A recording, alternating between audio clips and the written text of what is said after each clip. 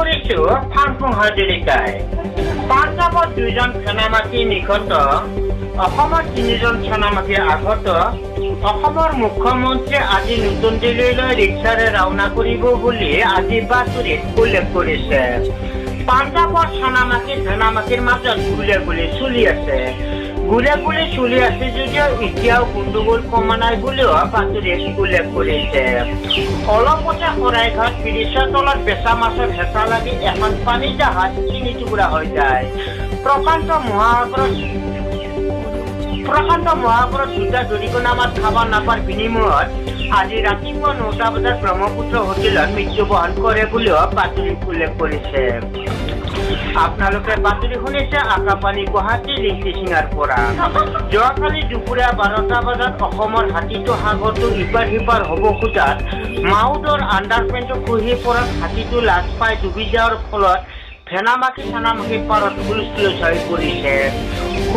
হৈ পৰিছে যদিও এই হাতীটো উদ্ধাৰ কৰিব পৰা নাই বুলিও এতিয়াও বাতৰিত কোৱা হৈছে। এতিয়া শুনক নিয়োগ বাতৰি। এই অঞ্চলৰ কাউন্সিলৰে জনাইছে যে এইখিনি ঠাইত কেইটামান মদুৰৰ পদ খালী হৈছে, তাৰ বাবেও আবেদন পত্ৰ বিচাৰিছে। মানুহজন শিক্ষাগত এনেধৰণৰ হ'ব লাগিব, আধা গিলাচ মদ খাই ৰাস্তাই ঘাটে ফুৰি থকা হ'ব লাগিব। দ্বিতীয়তে 1.5 গিলাচ মদ খাই ডেকা চিংৰাৰ লগত তৰ্ক কৰি মুখত ঘচা খাই ক'লা ক'লা দাঁত থকা হ'ব লাগিব। তৃতীয়তে 3 গিলাচ মদ খাই ঘৰত তিৰি চলিৰ লগত অশান্তিৰ সৃষ্টি কৰি থকা অভিযোগ হ'ব লাগিব। যোগাযোগৰ ঠিকনা আদাবাৰী বাছ ষ্টেণ্ড নাইটো পল্টন বজাৰত দিলেও হ'ব। গুৱাহাটীত কেইটামান পকেটমাৰৰ ওপৰত পকেটমাৰ খালী হৈছে, তাৰ বাবেও আবেদন পত্ৰ বিচাৰিছে।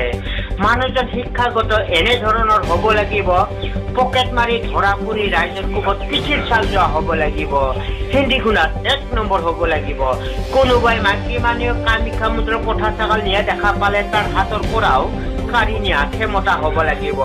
যোগাযোগৰ ঠিকনা গড়েশ্বৰ বাছ ষ্টেণ্ড নাইটো সীতাকুছিত দিলেও হ'ব। এতিয়া শুনক নিৰজেক সম্পৰ্কীয় বাতৰি। যোৱাকালি দুপৰীয়া 12টা বজাত গড়েশ্বৰ কলেজৰ পিছচাইডৰ পৰা এজনী ছোৱালী নিৰুদ্দেশ হৈছে।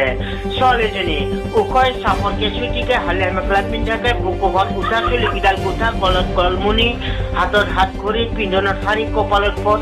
এইজন ছোৱালী কোনোলোকে সন্ধান পালে নিশ্চয় এই ঠিকনাৰ নাইটো অচল পুলিচ থানাত জনাই যেন। ঠিকনা পোষ্ট অফিচ জমৰদুৱাৰ, থানা জমৰঘৰ, ডাকঘৰ পাতালপুৰ, নামটো নাহিজান্তা, ওখ 10 ফুট 10 ইঞ্চি, মাতৃভাষা অসমীয়া। আমাৰ আজিৰ বাতৰি ইমানে। গেজেন থেংক।